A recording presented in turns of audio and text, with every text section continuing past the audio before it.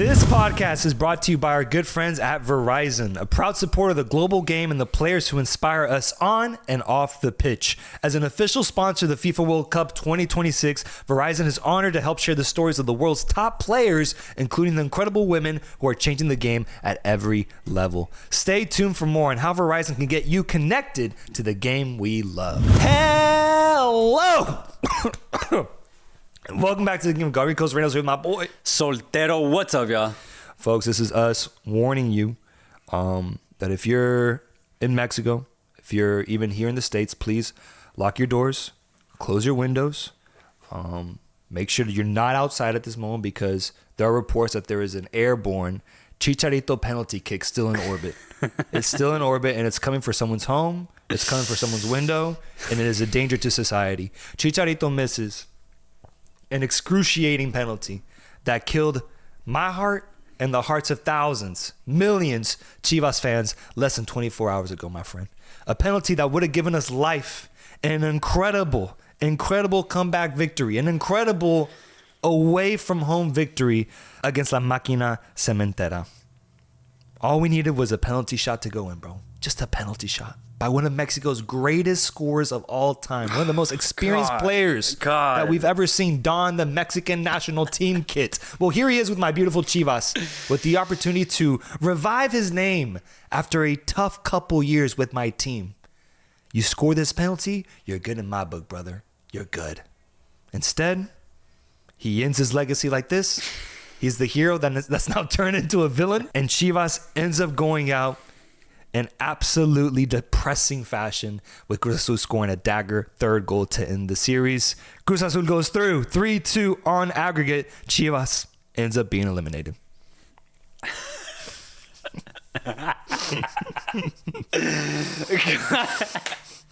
What a miss, man. What a brutal miss. I didn't even care for Chivas. I don't care about Chivas at all. Yeah, you definitely don't. And that hurt me. That miss hurt me. I've never been more invested in a Chivas game in my life. Damn. There was 0-0 going into this game. And I was like, okay, not the best result at home, but I still believed in this team. And when we got off to the mark, 1-0, I was like, this is it. This is the time. We had marked Chivas as the most informed team in all of Mexico. They could pull off the upset against Cruz Azul, even on the road. 86th minute, it's 2-2.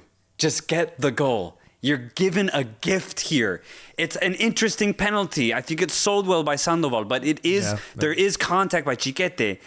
Chicharito, when he gets the ball, I'm like, I didn't like it. Yeah, why him? Why him, bro? There's Pulido on the field. Anybody else, honestly.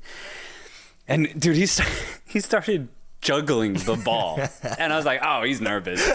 This boy's nervous, man, and it just killed me, man. And then when he skied it, yeah. I don't really have any words, man, because this is just a really hurtful penalty. Chivas had the chance to actually pull off the offset. They would have won this game. That's what hurts the most. They would have gone through, but instead it's Cruz Azul. I can't believe just how bad he missed it. That's what hurts me the most, and it's becoming a trend now for Chivas fans. The 2020s have been nothing but painful for us, and you look at the way we got eliminated against Tigres in that final. This is supposed to be our return. It was part of the preview that I gave for this team. This is our moment. The momentum is there.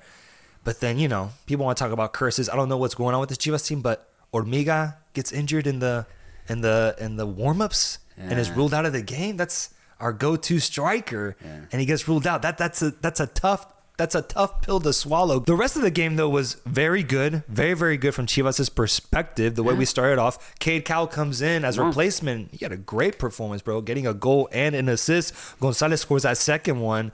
And Cruz Azul, bro, they were good about responding, especially after receiving that first goal. They tied it with Fernandez in the 14th minute. And then Marquez with a really good goal, the second goal, to tie the match and give Cruz Azul the advantage going into the next round of the playoffs. So they had to bunker in. They had to defend. Ultimately, that penalty happened, but the miss was more important. It goes wide. And Charlie Rodriguez has a world-class finish Dude. to set the dagger in Chivas' heart. What a goal to give Cruz Azul the victory. And one of the most highest reaching arches of a chip that I've ever seen, bro. It's almost a perfect circle, I think, a perfect semicircle. Ridiculous. One of the craziest looking chips I've ever seen. And it comes from Charlie Rodriguez. Would have never guessed that in my entire life. What a finish. What a way to send Cruz Azul to the semis. Yeah, I think ultimately, just from a Chivas perspective, obviously everyone's going to look at the penalty, and that was a big moment for us. But I think the two biggest letdowns were not scoring a goal at home, not taking any sort of one-goal advantage would have been really helpful, especially in Liga MX, man. Like, going into Cruz Azul Stadium knowing that a tie would not get us through, we need that one goal advantage. We would have really used it, I think, and it would have really helped us. And then also the defense does end up, I think, biting us, especially on that first goal, man, that we conceded. It was open season at the back. It was way too easy.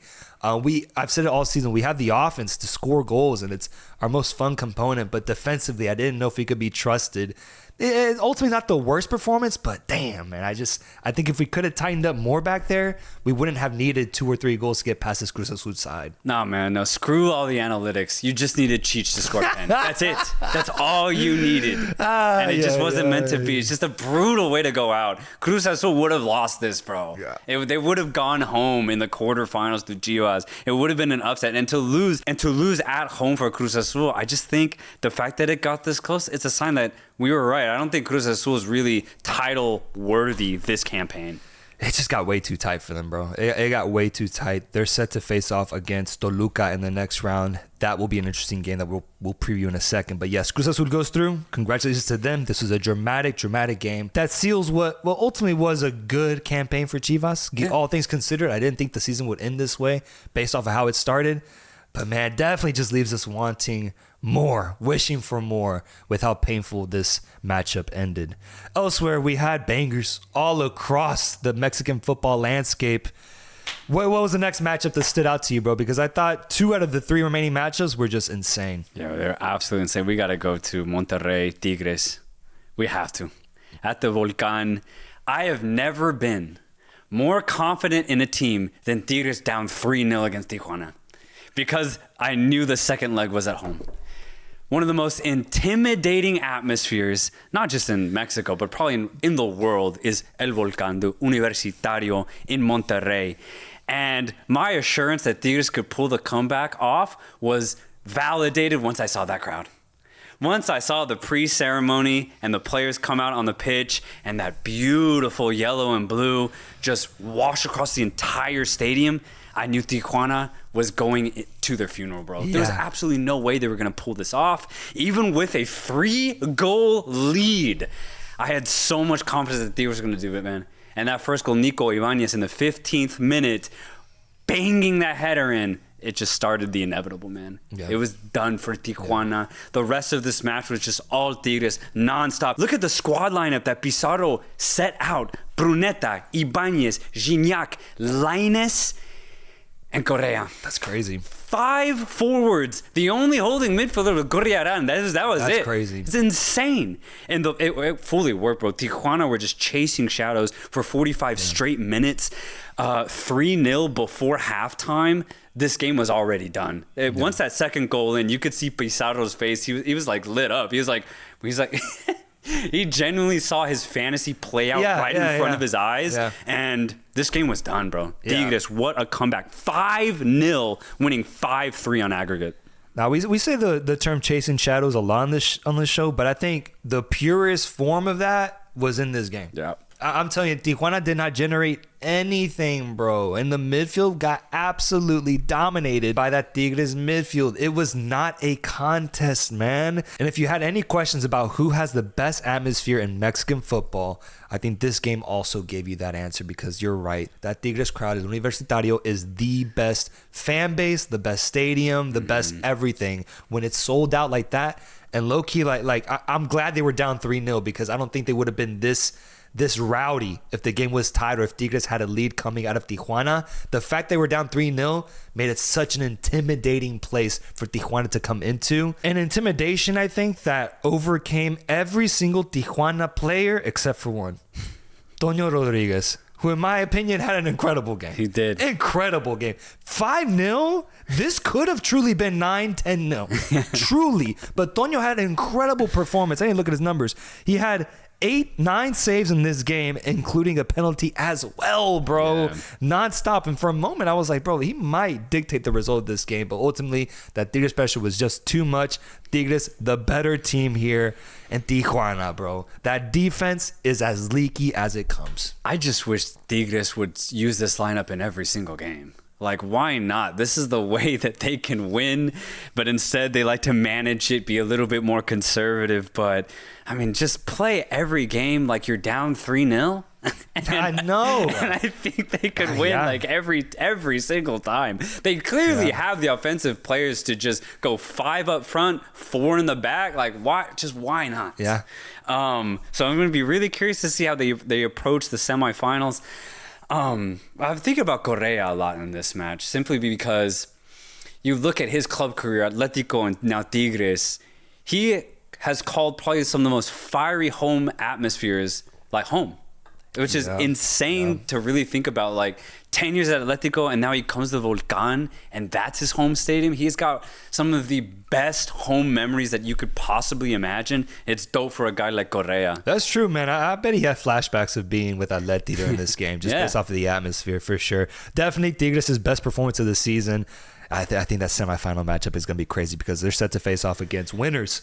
Monterrey. We have El Clásico Regio in the semifinal after Monterrey got that goal in the 93rd minute. Germán Berterame, away from home, wide open header, blasted past Malagon, and America, who went up 2-0 and tied it on aggregate and had the advantage in the standings, meaning that they would go through to the next round if they tied, concedes that late winner to Monterrey, and Monterrey ends up going through. We got a Clásico Regio in the semifinals. Dude, what a bottle, though, from America. They had it. 2-0. Monterrey were on their heels for the first hour. What really killed America was not going for the dagger and getting that third goal. They kind of let off in the last 20 minutes. I'm like, oh, guys, you can't do that against Monterrey. They have, Canales, for example, Berterame, they're going to get at least one goal. America, the decision to just let off in the last 15, it comes back to bite them. Stoppage time, goal from Berterame puts Monterrey through. America were so high, though, 60 minutes in. Very disappointing from their perspective that they're the ones to not go through. They did everything right in this match. They just got loose at the end. Yeah, and it's what keeps them from going to their 5th consecutive final in Liga MX now. They had a run of 4 straight, lost the last one. But can we say that the America dynasty is dead? Can you say that? This was by far their worst team that they've had. By far. I mean, going into this Ligue, I had no faith in America. So this doesn't fully surprise me. The team has good players, but the way they're playing, it's just so broken in my opinion. Also, the finishing has gone down. The defense is not good. So the fact that they lose to Monterrey, I'm not surprised whatsoever. And I think we can say the dynasty is dead because, I mean, they're going to have to do a lot of changing for any sort of dynasty to come back. Yeah, I was expecting America to have that dagger in them in this game. I was not surprised when I saw them come back into this game. But when I saw them concede that goal from Monterrey, I thought, damn, maybe this is a sign of the times are changing. Chivas and America out in the quarterfinals. But what it also did tell me is that I don't think Monterrey is as good as Tigres then. No. I don't think so because this is, by all things considered, this is a pretty lucky result. It is. They concede two. They go down. They're damn near eliminated. And it's a Berterame header that keeps them alive in the 93rd minute against America. Going into that semifinal, I don't know if I can say with full confidence this Monterrey team can take down a side as fiery as Tigres. No, I think honestly what is set up, it's for 1v2 to meet in the final, Tigres Toluca. I'd be so surprised if Monterrey beat Tigres over 2 legs. I see Tigres as just the all-around better team. What Monterrey do have, it is the attackers that I've noted. You know, Tecatito, Berterame, Canales. They will get goals and they will be threatening against Tigres. But it's that defense, man. Even with Ramos at the back, they're conceding in every single game. With Tigres, especially the display that they just put on against Tijuana, they're going to outscore Monterrey. Tigres to the final. Ramos announcing that he's going to leave Monterrey at the end of this season. I will say, bro, I know he's old, but I've been kind of disappointed with how, Ramos is in the back line. I feel like his presence should be more known with this Monterrey team. And I feel like it just constantly passes me over when I see him just concede goal after goal. Yeah. There was a time when Ramos was in that back line and you were sure to get a clean sheet. That's gone, obviously, but I wish he had more moments in Mexico where he reminded people of his greatness. I feel like we don't really get that within the league nowadays. Yeah, I mean, I have to completely agree with you. I don't think Ramos has stood out whatsoever, other than his passion. Yeah. I think his passion for the game is still there, which is why he can still play at a very high level, even at his age. But skill-wise, yeah, there's been a massive drop-off between Ramos now and Madrid Ramos. Let's move on to Toluca Juarez, where Toluca ends up going through after tying 0-0 in the second leg at El Nemesio 10. The first game was the main story of this matchup, where they had gone down 1-0, but then returned and got a 2-1 victory. Second leg, it's 24 shots for Toluca, 6 for Juarez.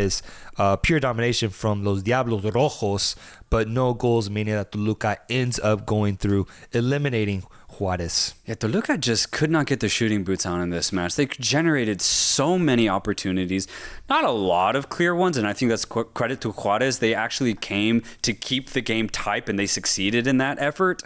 But Toluca were always going to figure this one out. There was no doubt in my mind that Toluca were going to beat Juarez.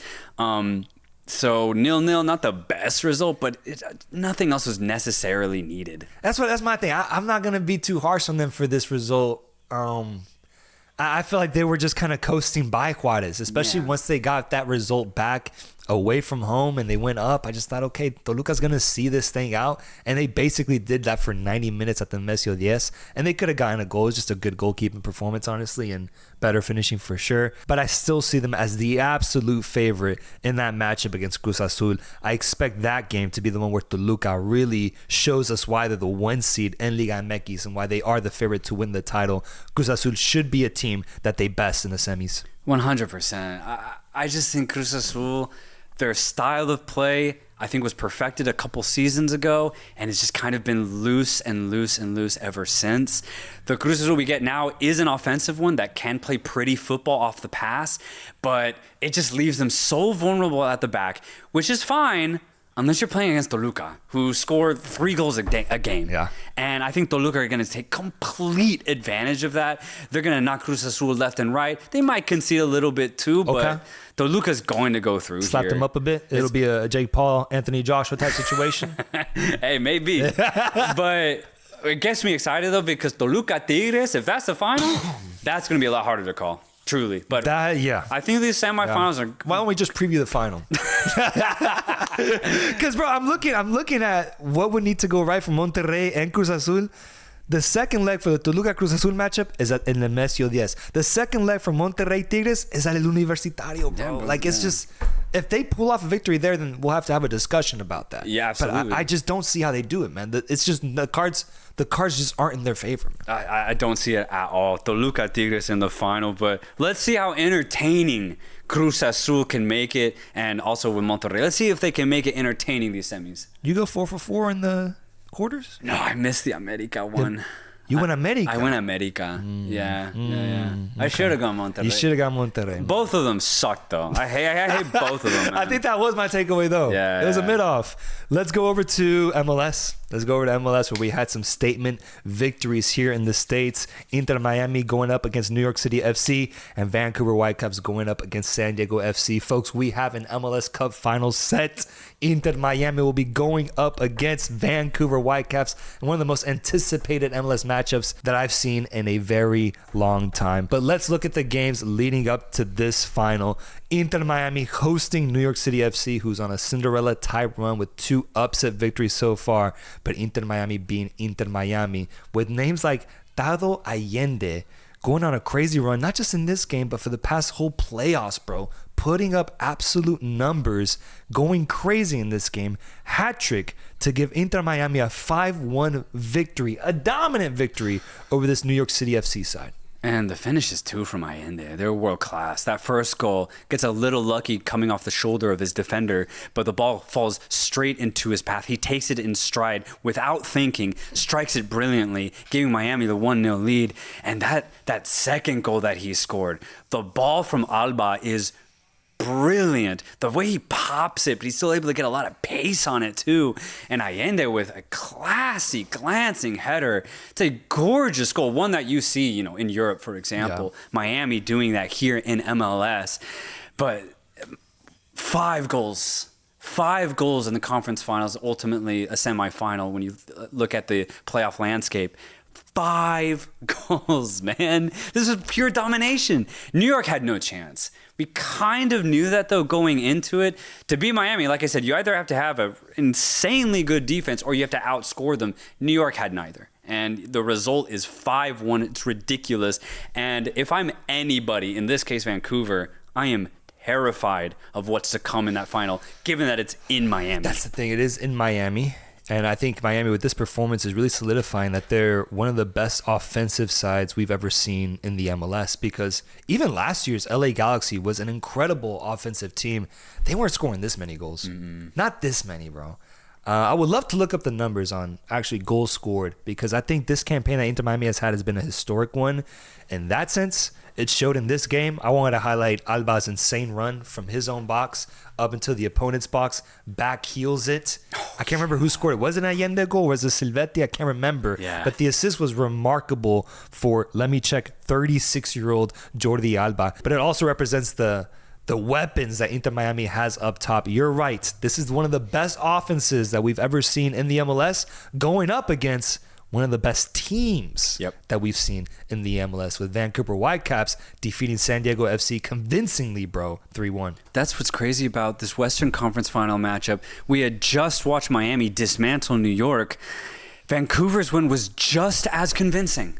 And that's what really surprised me. I thought we were going to get a lot tighter of a matchup, especially since Vancouver were on the road. I'd still pick the Whitecaps to go to the final, but I did not expect this absolute thrashing of San Diego in their home stadium. 3-0 by halftime. 3-0 by halftime. And the goals, they absolutely swallowed up San Diego. San Diego themselves had zero chance in this match when you look at it in hindsight.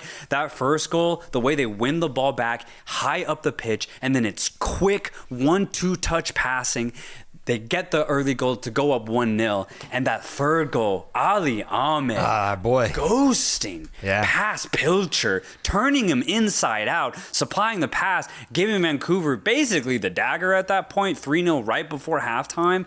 Vancouver cooked in this match. They absolutely cooked. San Diego had no idea what hit him. No idea, and I almost feel bad for them, man, because their story was so heartwarming. This was away from home for Vancouver Whitecaps, but this is what they've shown all season. They're a team that, no matter where they're playing, they play like a cohesive unit. They play for one another. Thomas Müller said it in his interview that he loves playing with this team because everyone's so united. Everyone's like one organism. And it's just really tough to find a flaw in this Vancouver Whitecaps side, man, because of that. They're in every single game because of their unity, because of their cohesiveness. And it's why I'm not ruling them out against Inter Miami in a final, because they're a team that can play up to any level, especially one that has a player like Lionel Messi on their side. So this final is going to be crazy. Let's preview the final. It's Inter Miami versus the Vancouver Whitecaps in Miami for the MLS Cup.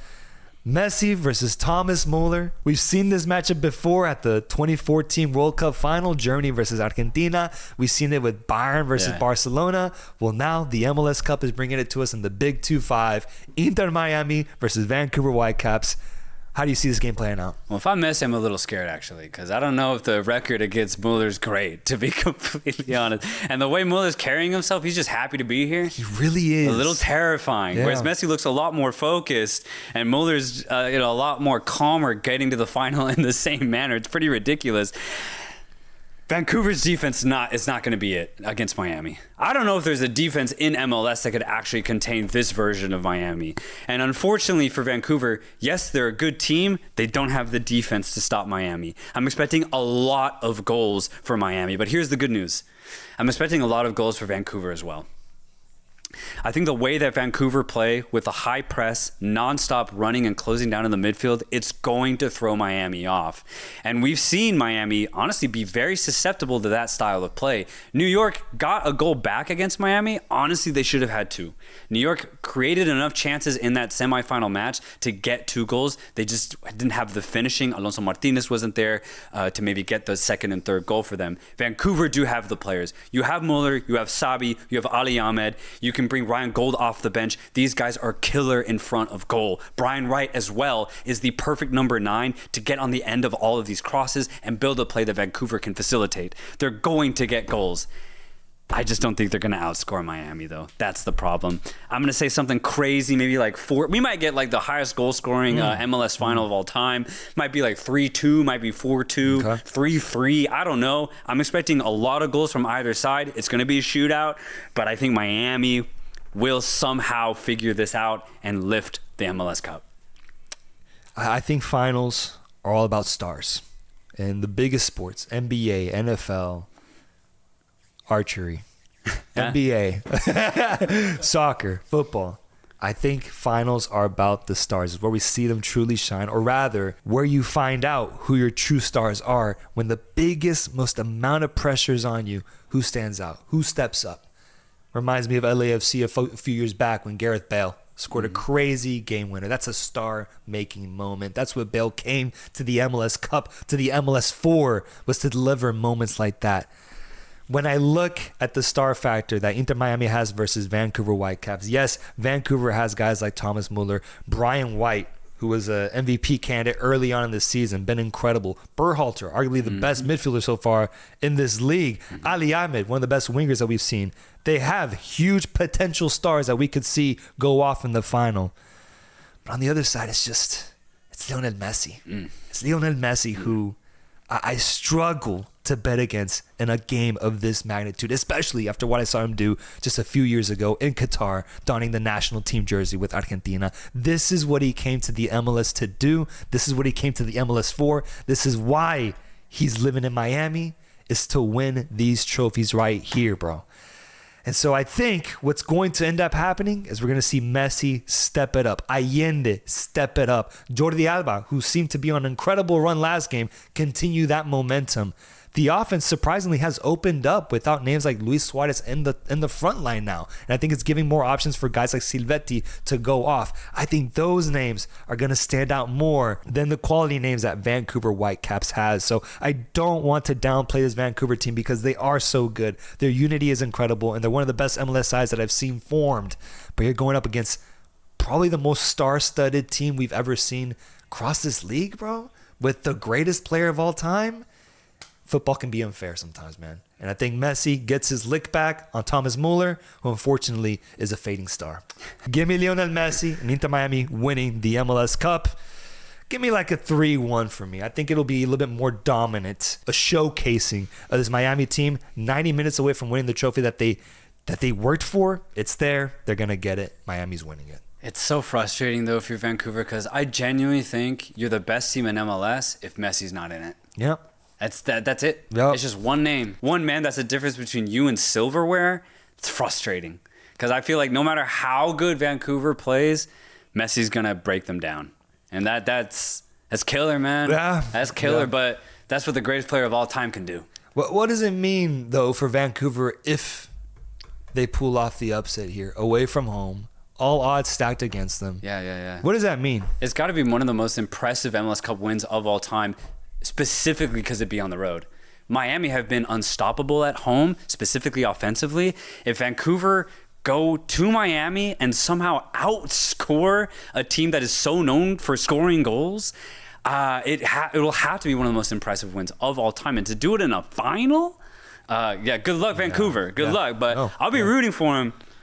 I mean, they beat them in the Champions Cup right a few months ago. I think the team is much more different now. I think it's different. They did do it. They did pull off the incredible against this Inter Miami side already. Can they do it again in a much, much bigger setting? Folks, let us know your predictions down below for the MLS Cup. This is going to be a crazy, crazy final. Let's move on over to Linked Up by Verizon, where we answer your questions that you guys ask us on Instagram. Just DM us any questions. We'll answer it here on the show. And today, Samuel Cruz Azul fan. He asks, who's going to win the Intercontinental Cup semifinal matchup between CONCACAF winners Cruz Azul and CONMEBOL Copa Libertadores winners Flamengo? December 10th, I think, is when it's being played. It's going to be Flamengo, unfortunately, for all CONCACAF fans out there. The way that they just beat Palmeiras, one of the best teams in South America, was very telling at how strong Flamengo really are. They had a lot of the ball. When you look at their midfield, it kind of makes sense. De Arrascaeta, who's at this point one of the biggest veterans in all of South America, but he's alongside Jorginho, a guy who has won a lot of titles in Europe. Now he's doing it here in South America. Looking up top with Flamengo, they just got really, really good guys in front of goals. Bruno Henrique, for example. And Felipe Luis as the coach, obviously was under Diego Simeone's tutelage for a lot of his career. It's just winner after winner after winner when you look at Flamengo's lineup. And again, the way that they just beat Palmeiras. Yes, it was only 1-0, but Palmeiras could barely get in front of goal. They couldn't even get into Flamengo's box. For Cruz Azul, who are a good team, I think they'll make it interesting because they do play a free-flowing style of football. But I think Flamengo are a little bit more physical. They're a little bit stronger on the ball. They're going to figure it out. I have Flamengo beating Cruz Azul in that matchup. I get what you're saying, but imagine Cruz Azul PSG. Imagine Cruz Azul PSG. Can you imagine? Because I can't. I can't. I can't imagine the promotion for it. I can't imagine the players coming out on the field. I can't. I'm sorry. I think this is destined to be a Flamengo PSG matchup, which would be a banger matchup. That'd be great. For the final of the Intercontinental Cup. And Flamengo is by far the better team. By far. If this was Cruz Azul at their peak, I think this would have been a much more exciting matchup. Right now, the Cruz Azul side that I know intimately after seeing that Chivas matchup, I don't see them beating Flamengo, man. They almost got beat by Chivas, bro. Yeah. They almost got beat by Chivas. And, I know Chivas. But on Flamengo, who did win the Copa Libertadores, I want to highlight that because we have this season, we didn't really dip our toes in South America. In a way, we took a year off, but obviously we are watching from afar what are the big things happening in Sudamerica. And Flamengo winning the Copa Libertadores is very, very notable because it makes them the Brazilian club with the most Copa Libertadores victories after separating themselves from Palmeiras, who were both tied on 3. Yeah. Flamengo gets that sought-after 4th Copa Libertadores. And it leads me to ask this question to you, though it may be very heavy, and you can avoid it if you want, but I understand that this is a question I have to ask as a host of this podcast. Okay. Is Flamengo the biggest club in Brazil? I'd say over the last 10 years, 100%. What about all time? All time? The thing is, if they keep this up for the next 10, 15, 20 years, I think we could revisit this question in like 2050 and we might be saying yes. For sure. We might be saying yes, Flamengo are the biggest Brazilian team of all time. I think the fact that they just secured their 4th, the most ever out of all Brazilian teams, definitely secures some level of hierarchy. And I'd say over the last 10 years, Flamengo have just been the best, man. They really have. Palmeiras are right there. Palmeiras have been good. But I think the fact that they just lost to Flamengo in this final, we got to give the edge to Flamengo. We have to. When you look at the players that Flamengo has had domestically, but also that they've exported out to the rest of the world, Europe, there's some incredible class players that have come from Flamengo. Their performance at the Club World Cup here in the States was really, really positive too. They're one of the best, bro. They're one of the best. And I thought this matchup really did carry such a heavy weight in terms of that narrative. Who's the best in Brazil? I thought Palmeiras would get it there, just seeing how they performed the past 2-3 years. But Flamengo getting it, I think, is a statement victory. And so I will give them that title. I will give them that grace. They're the biggest club, I think, right now in Brazil, bro. And Palmeiras fans, I understand that might irk you a little bit, but win a Copa Libertadores and you're back in the conversation. Absolutely. And just looking at the Brazilian landscape in general gets so interesting because looking at the last 10 years, the only 3 teams that have really been relevant have been Flamengo, Palmeiras, and Grêmio for a little bit. Okay. And if Botafogo? for like a year and a half. Okay. So if you take Grêmio out, it's just Flamengo and Palmeiras, which is getting very La Liga-y, like with Madrid and Barcelona. And that just kind of surprised me because like there's just so many big name teams in Brazil. You have Cruzeiro. You could add Botafogo if you want to, but I mean even bigger teams, Fluminense, Corinthians, Internacional, Santos. All those teams though, they're good for a year, then they're back in the dirt. That's true. But Flamengo and Palmeiras specifically have been very consistent for the last decade. And I just wonder what it's going to look like for the next 10 years. Is that going to continue? Is the gap going to further between those two teams and everybody else? Flamengo right now top the Serie A table with 75 points. They're about to win the championship in Brazil. Yeah. And Palmeiras are actually right behind them. So I'm just very curious when it comes to the Cruzeiros, the Corinthians, the Internacionals. What are they going to do about this dominance of Flamengo and Palmeiras? Are they going to be able to do anything about it? I don't know. I would think Botafogo has the best chance. They have money, American money being funneled into them. I think it's going to become a game like that, dude. The Santos, Santos is a huge team that has been fighting relegation and back and forth between the first and second division. Yeah. That was arguably the biggest Brazilian club up until the 2000s. Now no longer part of the conversation, bro. Yes. So I think money is going to dictate a lot of the Brazilian club success, but I do think most of it is going to go towards Palmeiras and Flamengo, which is why I can't believe that that's the Copa Libertadores final we got, man. Like, true. Like we got a Boca River Plate Copa Libertadores final in our lifetime, as well as a Flamengo Palmeiras one, bro. Like, these are the top two teams in both countries, respectively, going at it for the ultimate glory, and we see who comes out on top. Yeah, it's pretty crazy. And just staying in Brazil, we do have to talk about it because we've been talking about Ronaldo and Al Nassr. We're talking about Miami, Messi in Miami. What about Neymar Santos? I thought you were going to say Danilo. What about Neymar at Santos? Bro, there's 2 games left. They are tied in 17th place, which is a place for relegation. You heard what he did in this last game, though. Did you hear? What happened? He sacrificed his body. Neymar sacrificed himself, bro. Apparently, he's got like a torn meniscus or something, and he willingly went out onto the field playing injured, knowing he is hurt, got an assist or a goal in that game to give them a 3-0 victory as they do fight relegation. It's scary, man, because I just think it'll tarnish Neymar's end of his career. To get relegated, bro, that's just bad. That's really, really bad. The clips coming out of Brazil, though, it looks terrible. Look bad, bro. It does. He looks bad. And so I think it's already happening. I think you hinted at it, man, a while back that Neymar should just, it was during his Al Hilal tenure, Neymar should just low-key call it quits. Yeah. Call it quits. It just sucks seeing at how high of a level he still played at Qatar with that Brazilian team and how they went out to Croatia. Like, his goal in that game was insane. That was only 4 years ago, bro. Yeah. But you look at the clips now from Neymar, I'm not seeing the same player, bro. And it's not like he's 38. He's like 33, 34, I think. Yeah. It's just, I think it's past him. The game has left him. Yeah. It sucks, man. And it's just crazy that the environment around him too is mirroring his level. That's what's crazy. Yeah. Because I could never picture Ronaldo or Messi in any sort of relegation battle. I just could never picture it. No, that's true. He should have come to MLS, man, when he had a chance. He should have been at LAFC or something. Yeah. A guy that makes 30-minute appearances and like lives the LA life. I think he would have really liked it. Courtside at the Lakers and shit, man.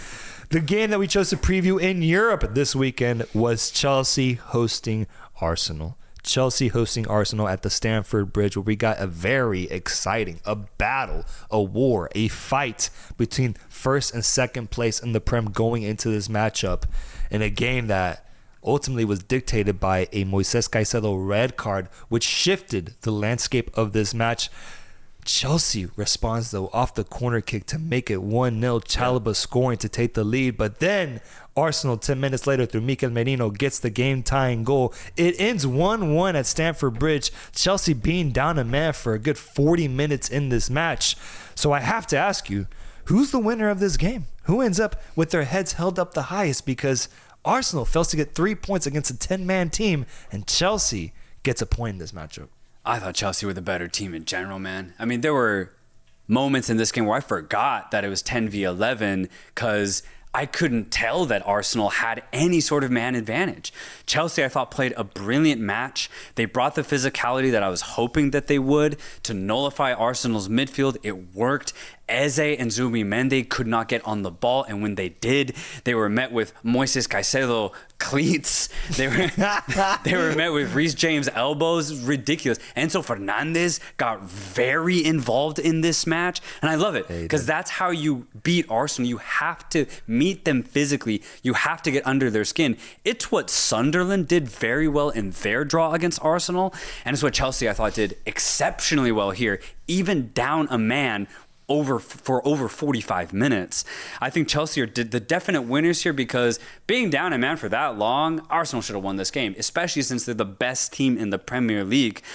1-1, I'm happy. As a Blues fan here, I am very, very happy because seriously, the moment Caicedo got the red card, I was devastated. Yeah. I was like, this game was so well set up for us to have a good second half, come out on top. I really do think if it was 11v11, Chelsea would have gotten the 3 points. Reece James, hell of a performance, captaining this team, getting an assist in this game. There's something about me when it comes to football, bro, that I learned doing this podcast, what I value, what I don't value, what outcomes mean a lot to me, what things stand out to me when I see a team put in a certain type of performance. And there's one thing I've learned is that when a team goes down a man, I really do rate how they respond. I think it's a big moment to show your character. An example I would use of a bad response, USA, Panama. Red card. They go up 1-0, but then they get trashed 2-1. It defined Greg Berhalter's coaching legacy with the USA. It was no fight, nothing there. This game was interesting because Chelsea goes down a man, and I get excited because obviously I haven't been adopted by the Blues fans. They actually have rejected my application multiple times. That's fine. So here I am with the Gunners, hoping to get a very big victory at the Stamford Bridge. It's all set up. With a whole half to play, it is there, bro, to cook and stun this Chelsea side.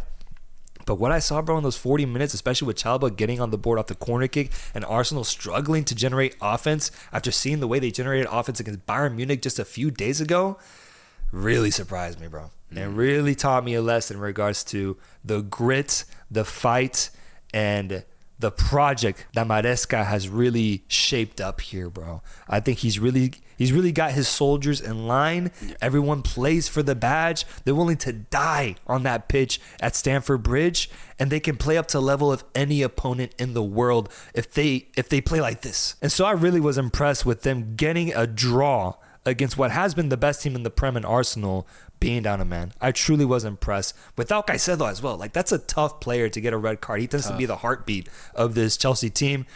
Heart transplant. Reece James becomes that, and he guides this team to a really positive draw. It's now 2 concerning results for Arsenal, or rather, just 2 challenges that they haven't been able to overcome. Drawing to Sunderland, now drawing to Chelsea. They dropped points in the last 2 matches, meaning that the title race is now back in session. Not that it ever wasn't, but brother, it is getting tight as Chelsea now sits in 3rd place with 24 points. Arsenal with 30, but I agree, Chelsea the winners in this matchup. It's really interesting watching Arsenal play because they have a very clear tactical weakness, in my opinion. That's why I thought Chelsea would get the result today. If you take out Zubimendi and Eze with physicality, then all of a sudden Arsenal become very predictable. Declan Rice can't be taken out of the game because of his quality, but it's okay because he has nobody to combine with in the midfield, so all he can do is spread it wide. And that's exactly what happened in this game. It's exactly what happened in Sunderland. Sunderland's problem was that they couldn't do it for 90 minutes. Chelsea were able to do it for 90 minutes, even down a man. It's why I genuinely think they would have won this match had it been 11v11 for 90 minutes. It gets interesting for Arsenal, though, because if you do that, Arsenal's beatable. Only problem is, for the rest of the league, only a certain number of teams can take out their midfielders with physicality. Chelsea can do it. You have to have a strong central presence. So Chelsea can do it. Sunderland can do it. I would say Manchester City could do it. They have a really strong central presence. I would honestly say Manchester United could do it. And I could say Newcastle could do it. Okay. But outside of that, most teams have really good offenses, but not strong central presences. So Arsenal's weakness won't get triggered that often. So it brings up the question, in the long run, Arsenal might still be okay. Because you don't have to play Chelsea. You don't have to play City week in, week out. There's some teams that become your kryptonite in the search for a title. I think it happens for every single team. There's that team that they aren't able to overcome that just gets how to beat you, but you don't have to beat every team to win the Prem. Right. You don't. So Chelsea might end up being one of the best threats to Arsenal. I mean, I understand Liverpool's midfield hasn't been great, but they did defeat Arsenal 1-0 early on in the season. There still are teams that are able to do that. I just think Arsenal as a whole might have the experience now to be able to do it. They are in the front running position, but now you got Man City, Chelsea, Aston Villa, right by. Like, Aston Villa's tied with Chelsea on points, by the way. Yeah, it's crazy. Not crazy. They've won every single game except for one in their last 9 or 10 matchups. They're on a crazy run. But Arsenal, I think now we're going to really, really find out what they're made of. As it gets even tighter in the title race, we're really going to see what this Arsenal team is able to do when those results get really, really tight. When those games get really physical, can they string out the results that's needed to win the title? For Chelsea, it gets me more excited after watching this match because I think Chelsea have an almost infinite potential that they can reach. Whereas I do think Arsenal have somewhat of a ceiling, but I think Chelsea can go all the way to the moon and back, bro. What sucks for Chelsea, man, is it's their indiscipline, though. 7 red cards in their last 15 games. 7. I mean, if I'm not asking about, bring it up. Be like, guys, no red cards, please. But apparently, he's not getting that message across whatsoever.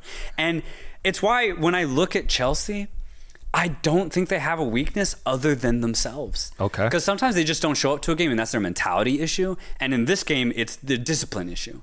I've yet to see Chelsea really get done in tactically. It's usually just themselves that's the problem. Sure. So I think for Chelsea to win the Prem, I don't know if it's there. Because over 38 matches, you have to be disciplined and you have to be mentally good. I don't know if Chelsea's that. Yeah. But for Champions League, I will back Chelsea to the fucking final because I think they have an insane potential. But I don't know if it really accentuates itself in a league setting. Yeah. No, yeah. I feel right now like I can only say positive things because I got a Chelsea gun in my head at the moment, right? Chelsea fans are coming from my head. I've said some negative things. But if you look at what I said at the beginning of the season, my take was that they can't challenge for the Prem and that they are threats in the Champions League. I think we're just getting there different ways. They're very close in the Prem right now. I started off way lower on them than what they've proven to be. That's on me. But I think the opposite still rings true.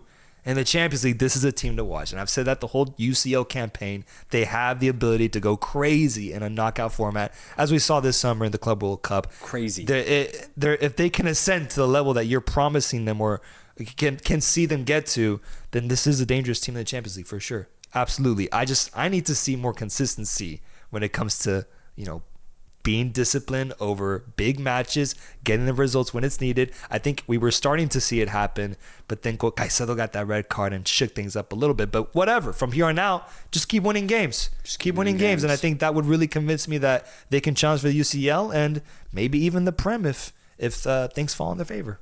Absolutely. I'm backing Chelsea all the way when it comes to Champions League. I really do think there's not really a team that can dominate them. Obviously, I think teams can beat them, but to be dominated, I don't know if Chelsea really have a weakness, which gets really exciting. I'm super excited for Chelsea in the Champions League this year, bro. Super, super excited. These last 10 minutes, let's go through just big headlines. Man City had a crazy comeback victory. Well, they were up 2-0. Then Leeds tied them 2-2, and then Phil Foden got his second goal of the game. Game winner, 91st minute to win 3-2. Yep. Huge 3 points for Man City as they had lost 2 games in a row and 1 game in the Prem. Yeah. They needed those 3 points. Big from Phil Foden there. Huge from Foden. Aston Villa, as I mentioned, has been on a crazy streak. They defeated Wolves 1-0, and now they're in 4th place, tied with Chelsea on points. That's a team to keep an eye on.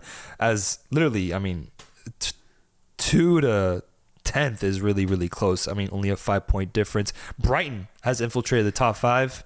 Haven't caught a single Brighton game this year, but I guess now I have to. And they play Villa next, actually, in a couple days, midweek. Yeah, so we're going to really see what both teams are made of. Isak scores his first Premier League goal for Liverpool against West Ham. Liverpool wins 2-0. That's the only thing. West But Ham down a man. Gotta be West Ham. Liverpool had to get a victory. They still got it. 8th place at the moment. Bournemouth and Sunderland had a crazy matchup where Sunderland went down 2-0 to Bournemouth at home. Tyler Adams had a halfway goal. It was crazy. But Sunderland got back into it. 3 goals in a row. They win 3-2, bro. Yeah, bro. Crazy results. So the Prem looking as good as ever. Elsewhere, something I want to highlight. PSG loses to Monaco 1-0. Marseille, I think it's Toulouse, ties them 2-2, meaning that RC Lens now tops Ligue 1 after 13-14 games in the French division. That's crazy, man. It's crazy because we've been saying, the Prem's the most competitive league in Europe. We've been saying Italy's the most competitive league in Europe. If you look at it right now, you could actually argue that France is the most competitive league in Europe. Lens have a 1-point lead over PSG. That's it. PSG have a 1-point lead over Marseille. Marseille only have a 3-point lead over Lille. The top four is as tight as could be, only 5 points separating them. It's pretty ridiculous. Strasbourg was in it at 1 point. Yeah. They've continued to lose. Monaco lost, I think, 3 in a row before beating PSG. So it's just as volatile as the Prem right now. Ligue 1 is having one of its craziest seasons ever. I think that's really good for the league, though, man. Like, I think it's a problem for a league like France to have complete domination by one club because they already struggle to get people to watch those games. If you make it competitive, bro, then I think that's exactly what you need for the 5th best league in Europe. Bundesliga gets away with it because they got Bayern Munich. It's the top 3 league in Europe. That's fine. But Ligue 1 cannot be so one-sided, in my opinion. You got to make it close. So I'm happy that Lens, Marseille, Lille, Rennes, they're all in it so far. They're playing competitively against PSG. And PSG, low-key letting their foot off the gas in some of these games. For sure. I'm curious to see when they turn it up because I do still think they'll end up winning the league. But at the moment, they're making it entertaining for the rest of us. Yeah. And also La Liga, which I think is very, very competitive. I want to mention Atleti winning. Atleti won again. Yes, sir. This time 2-0. Sorlot's getting a brace. My boy Sorlot. But Atleti plays Barcelona tomorrow. We do. It's insane, man. If I look at it right now, if I look both teams, look at their form, I think Atletico honestly are favored. Wow. Because the way Barcelona are playing right now, they have not been able to figure out how to handle pressure. Like they were able to do it last season and it would get close. But this season, you pressure Barcelona in that midfield, their high line breaks, they're conceding left and right like it's nothing. Atletico have been so physical, specifically this entire month of November. It's been basically our trademark. We nonstop running, nonstop sprinting. We're incorporating every single new signing that we had over the summer. They're getting into the squad. Everybody's getting minutes. It looks like Simeone has a really healthy rotation going on right now. We're running like a well-drilled machine. Whereas Barcelona, they still seem shaky in their foundation. I am actually backing Atletico to get the win here. I'm insanely excited. Obviously, it's Barcelona, Lamine Yamal, whoever, Lewandowski, they can pop off at any moment. It's going to be, I think, a hell of a game.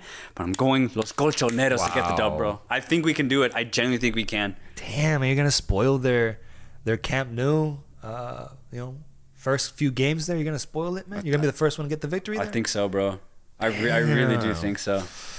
I mean, I believe what you're saying. I need to see it. Same. I believe it. I agree, honestly. But I need to see Atletico get the result against Barca because against Madrid, you guys have been able to do that and prove it. You always play up to Madrid's level. It's incredible. But True. Barca does tend to be a tougher opponent for you guys historically. Away from home, too, is really, really tough. Let's see Atletico do it, though. Let's see, man. I'm with Atletico tomorrow. I'm with you guys tomorrow because, bro, you win that, and you literally are tied for first place. Yeah. That's crazy. That is crazy, bro. That's crazy. How's your goal difference? Just check. Okay. Oh, it's not bad. It's not bad. Not bad. I thought it'd be way worse. Plus 16, whereas Barca's plus 23. That's the best in the league. Folks, this Friday, we have the World Cup draw. We got the World Cup draw, and I'm nervous. I'm excited. And I'm just ready for the World Cup stage to be set for us. 42 out of 48 teams have qualified to the 2026 FIFA World Cup. This Friday in Washington, D.C., we see who are the teams that Mexico gets matched up with. USA, Canada, Spain, Germany, Portugal, your favorite squads, Argentina. We get to see those group stage matchups. I cannot wait, bro. I just want to say a word on that because this Friday we'll either live stream, post-match reaction. I'm not sure yet. We'll figure it out, but we will definitely post content around the most exciting draw that's coming our way, man, this Friday. I've said for like the last year, USA, Canada, and Mexico's fate at the World Cup is all solely dependent on the draw. So this is like the biggest day of my life for like the next like full year, bro. This is it. That's true, man. if the draw goes any of their team's way, bro, I really think either Canada, Mexico, USA could go to the quarters. I think there's a path for that to happen. Each team have the quality, they have the momentum, and they have the fans to back it.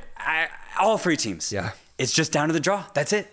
It's down to the football gods and what they have to say. I need Gianni to freeze those balls for me. I need Mexico to get the most rigged draw possible, bro. It's time. It's time. But really, bro, when you look at the numbers, we look at the odds, the chances are that either Mexico, USA, or Canada, one of those teams will get a very favorable draw that leans towards a potential run towards the quarterfinals of this World Cup. The chances are that if that happens for one team, that for the others, they might get put in a really difficult group. I think someone's going to get Norway. Someone's going to get Norway. No, you don't. You don't want Norway at all, bro. Like, you don't want Someone's going to get it. Man. You won't have a chance. Oh, my God. And that's the thing I'm saying. One team's going to get fucked, and the other team is going to get given literally like the most promising group stage draw. I just think odds-wise. Or I don't know, maybe we see a pretty even playing field. I think this draw is, like you said, going to define our World Cup journey. People should watch this draw the way you would sit down with the beer and peanuts and watch that opening Mexico game at the Azteca. You should treat it the same way. Put on your jersey, do your pregame ritual, everything, because our destiny is defined at the World Cup draw. And I have a lot riding on this in regards to the Mexican national team and my own emotions. You with your squad as well. I cannot wait. This Friday, the biggest moment of the past 3 years finally arrives. Let's do it, man. Let's go.